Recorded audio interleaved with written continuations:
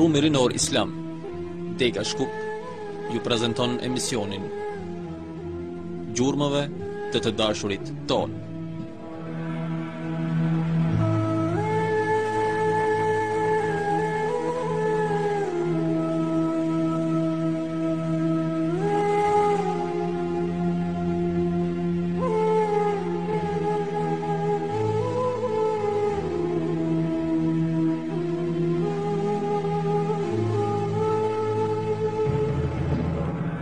Nga ata që patën një rol shumë të rëndësishëm në betejën e Uhudit ishte edhe Enes ibn Nadr, xhaxhai i Enes ibn Malikut. Ai nuk ishte marrë pjesë në betejën e Bedrit dhe pas betejës kishte thënë: "Nëse do të ketë një betejë tjetër, do e shoh Zoti se çfarë do të bëj." Kur filloi beteja e Uhudit, ai ishte në udhtim. Kur u kthye në Medinë dhe mori vesh se muslimanat ishin në Uhud duke luftuar me Kurejshët, u nis menjëherë për atje.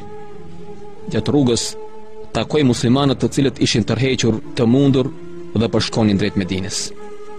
Ai i pyeti i habitur: "Ku po shkoni?" Ata ju përgjigjen: "Është vrarë i dërguari i Allahut." Ai i pa dhe u tha: "Po çfarë duhet jeta pas ti?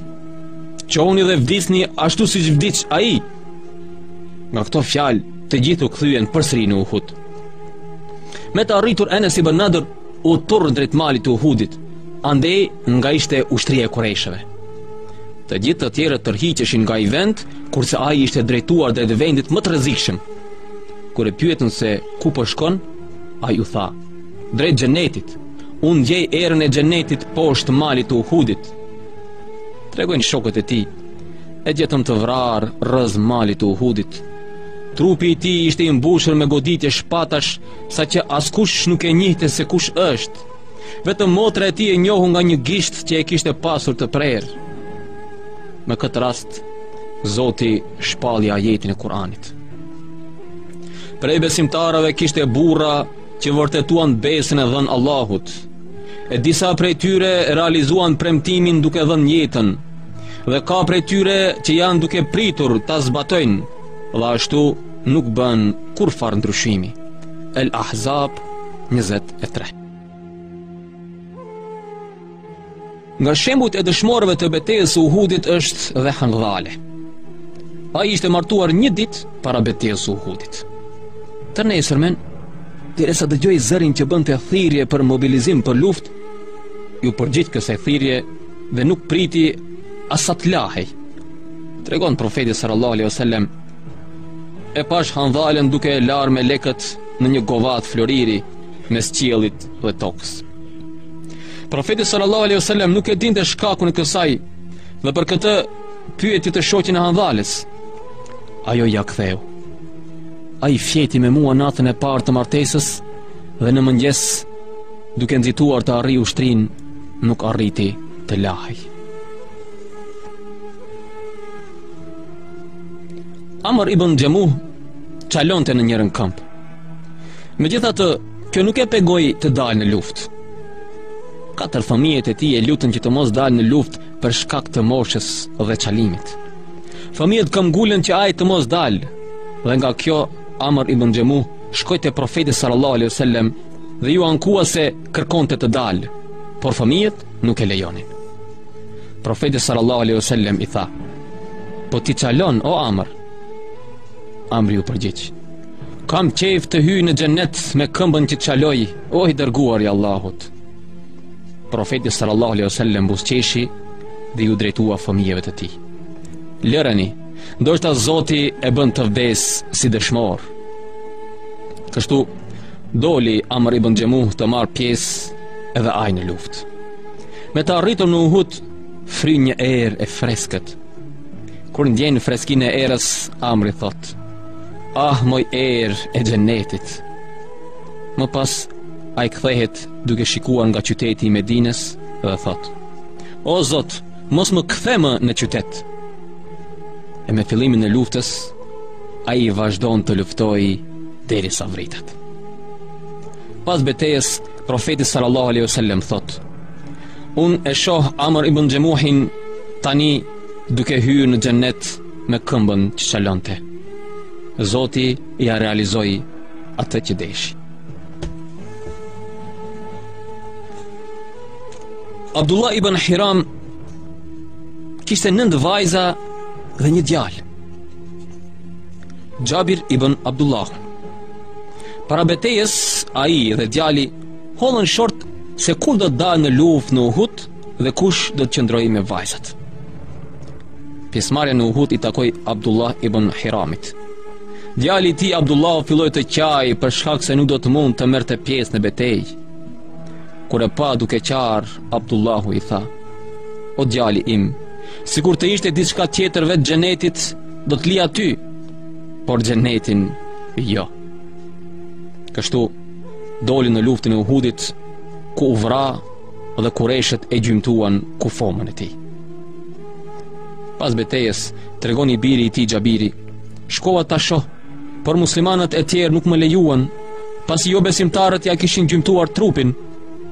Profeti sallallahu alaihi wasallam u tha: "Lëreni ta shoh të atin." Kur e pash në atë gjendje, fillova të qaj me të madhe, sa që i fshia lotët me mëng.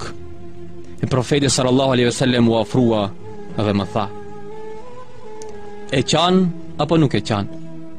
Melekët vazhdojnë t'i bëjnë hije me krahët e tyre. "Gëzohu, o Gjabir," më tha më pas.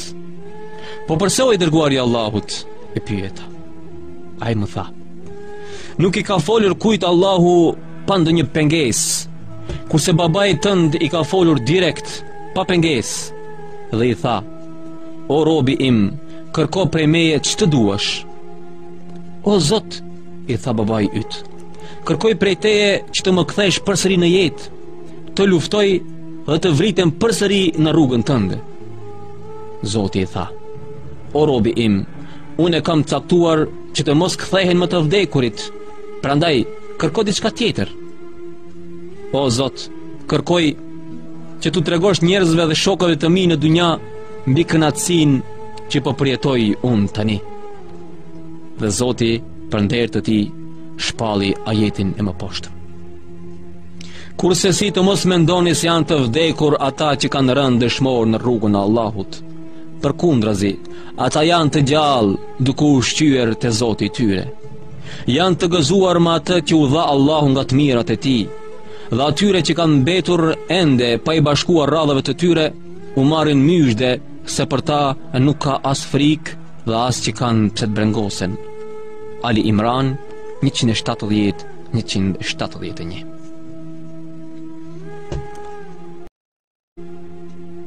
Abdullah bin Gjahshi para betejës së Uhudit i lutej Zotit duke thënë: "O Zot, ma mundso që të ndeshem me një jo besimtar të fuqishëm, ta luftoj e të më luftoj dhe ta vras.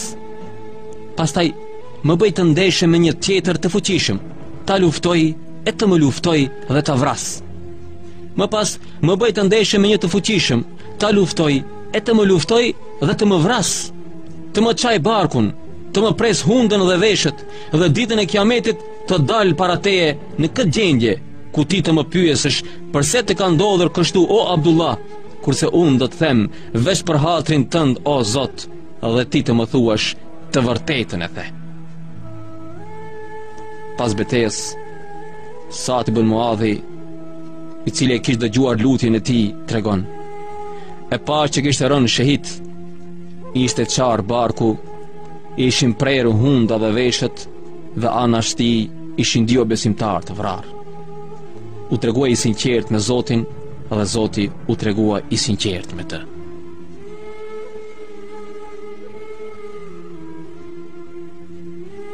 Pas betejës, profeti sallallahu alaihi wasallam u kërkoi shokëve që të kërkojnë mbi Sa'd ibn Rabi', pasi nuk po e shihte. Duke kërkuar, muslimanët e gjetën në çastet e fundit të jetës. U ulëm pranë tij dhe e pyetën: "Çfarë ke o Sa'd?" Ai u përgjigj: "I thoni të dërguarit të Allahut që unë e gjeta të vërtetën që ma premtoi Allahu, xhenetin. Ja përcillni të dërguarit të Allahut selamin nga ana ime dhe i thoni: Allahu të shpërbleft me të mira për ne, sikur nuk ka shpërblyer profet tjetër më parë për ummetin e tij." u përcjellni dhe banorëve të Medines selamin tim dhe u thoni: nuk keni justifikim nëse Kureshët arrin tek i dërguari i Allahut, përderisa u lëvizin qepallat. Fjalët me cilat Saadi i u drejtua banorëve të Medines na drejtohen edhe neve në ditët tona. Ne nuk duhet ta neglizhojmë traditën e profetit sallallahu alaihi wasallam, përderisa kemi frymën e fundit.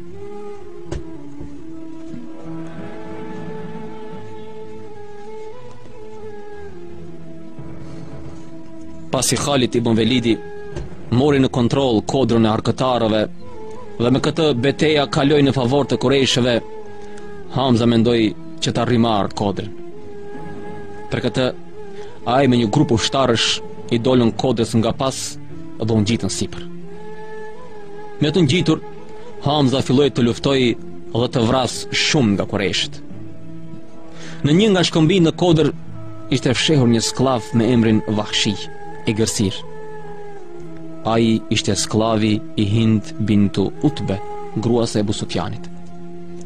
Në këtë luftë, Vahshi nuk ishte ardhur për të luftuar me Kureshët, por misioni i tij vetëm ishte të vriste Hamzën. Hindi kishte premtuar që do i falte lirinë nëse e vret Hamzën. Kjo pasi Hamza kishte vrarë baban e saj dhe vëllain në betejën e Bedrit. Hindi kishte zgjedhur këtë sklav për të vrarë Hamzën, pasi ai ishte mjeshtër në gjuajtjen me heshtë. Me ta parë që Hamza i ktheu shpinën, Vahshi u përgatit për të gjuajtur. Ai tregon vetë dhe thot: kur e pash që ktheu shpinën, e tunda njëherë heshtën dhe e lëshova. Heshta e goditi Hamzën në shpinë dhe doli nga stomaku. U mendova se do të bjerë dhe nuk do të lëviz, por ai u kthye nga unë dhe duke më parë e kuptoi që unë e kisha goditur.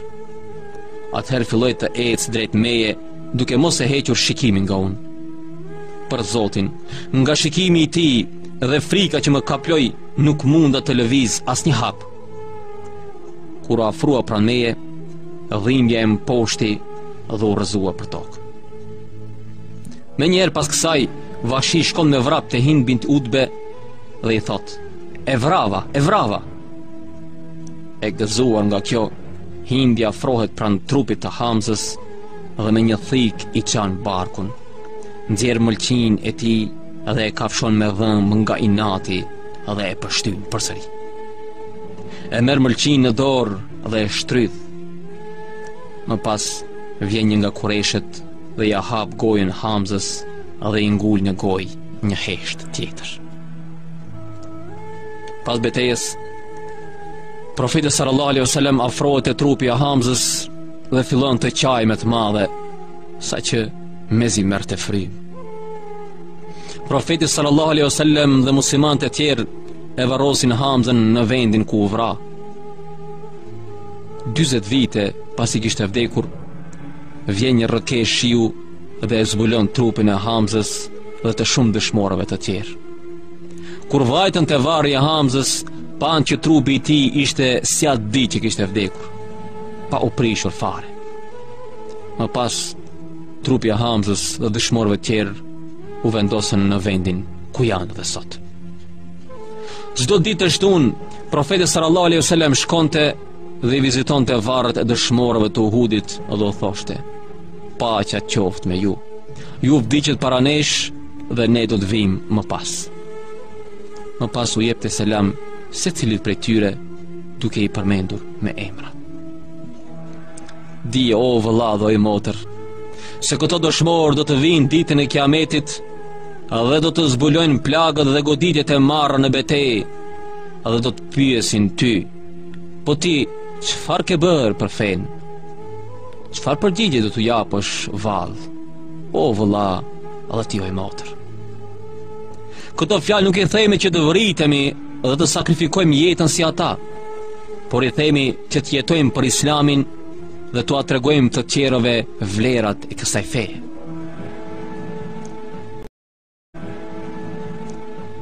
Profeti sallallahu alaihi wasallam, duke parë që betejë ishte në favor të Kureshëve, filloi të mbledh muslimanët dhe i drejtoi drejt një vendi më të sigurt. Kështu ai filloi të therras. Te mali. Në malin e Uhudit, jo shumë larg vendit ku po zhvillohej lufta, ishte një vend që i ngjante më tepër një prehri. Ai vend do të shërbente si mbrojtje për muslimanët, pasi kureshët do ta kishin vështirë të luftonin. Derisa ngjiteshin malit, profeti sallallahu alejhi wasallam ishte lodhur dhe nuk ishte forcë të ngjitej në shkëmbim të mëdhenj. Për këtë Talha ulej dhe profeti sallallahu alejhi wasallam vendoste këmbët në shpinën e tij që të ngjitej. Pasi muslimanët me profetin sallallahu alejhi wasallam u ngjitën në mal, kureshët me në krye Ebu Sufjanin qëndruan rreth malit. Me sa forcë që kishte Ebu Sufjani thirri: "I lartësuar qofsh o Hubel!" Asnjë nga muslimanët nuk ju përgjigj. Profeti sallallahu alejhi wasallam u tha: "A nuk i përgjigjeni?" "Po çfarë ti themi, o i dërguari i Allahut?" e pyetën shokët e tij. Profeti sallallahu alejhi wasallam u tha: "I thoni që Zoti është më i madh dhe më i lartë." Dhe muslimanët thirrën me sa zë kishin: "Zoti është më i madh dhe më i lartë." Ebu Sufjani thiri përsëri: "Ne kemi Uzan, kurse ju nuk e keni." Asnjë nga muslimanët nuk foli. Profeti sallallahu alejhi wasallam përsëri u tha: "A nuk i përgjigjeni?" Ata e pyetën: "Po çfarë ti themi?" Profeti sallallahu alejhi wasallam u tha: "Thoni, Zoti është mbrojtësi ynë dhe jo i juaji." Dhe muslimanët u përgjigjen: "Zoti është mbrojtësi ynë dhe jo i juaji." Ebu Sufjani thiri përsëri: "Një ditë si ajo e Bedrit, do me thënë, tani jemi barazi." Profeti sallallahu alejhi wasallam u tha: "A nuk i përgjigjeni?" Muslimanët e pyetën: "Çfarë ti themi, o i dërguari i Allahut?"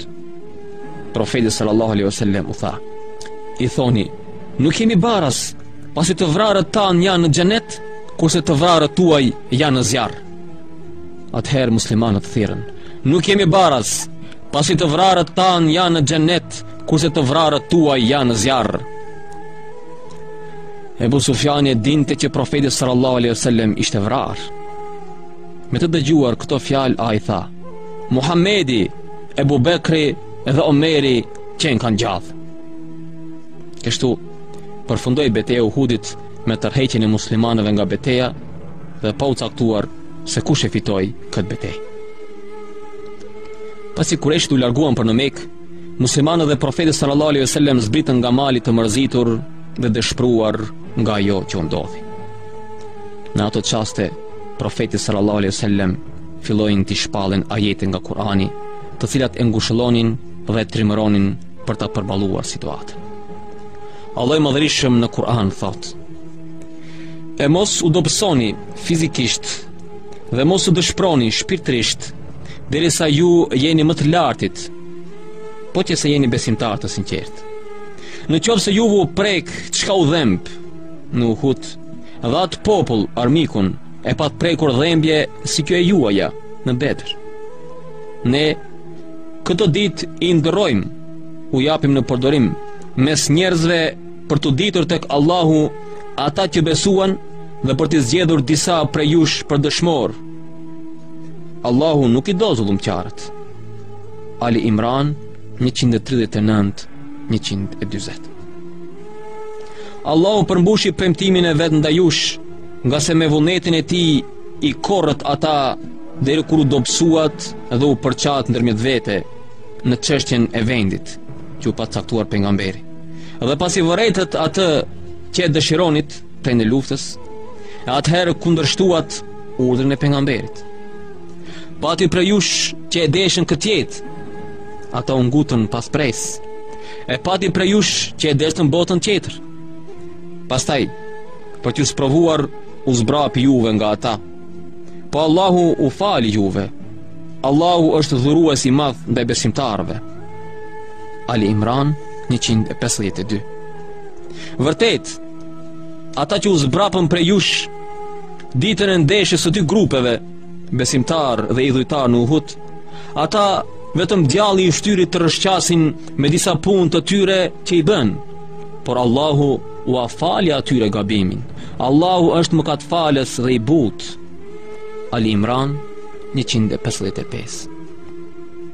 Ti ishi i butë ndaj atyre, nga sa Allahu të dhuroj mëshirë, e sigur të ishi i vrasht e zemërfort, ata do shkapërderdheshin prej teje.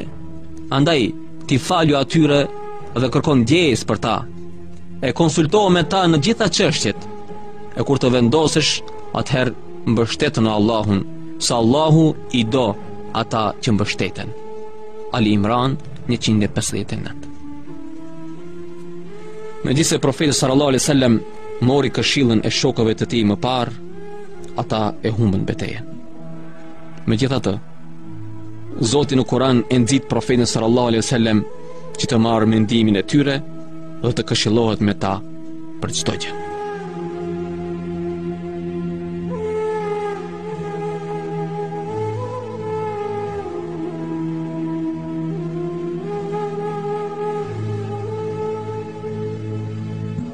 Autori tekstit Amr Khalid, lexoi Kenan Ismaili, ilustrimi artistik Florent Rustemi.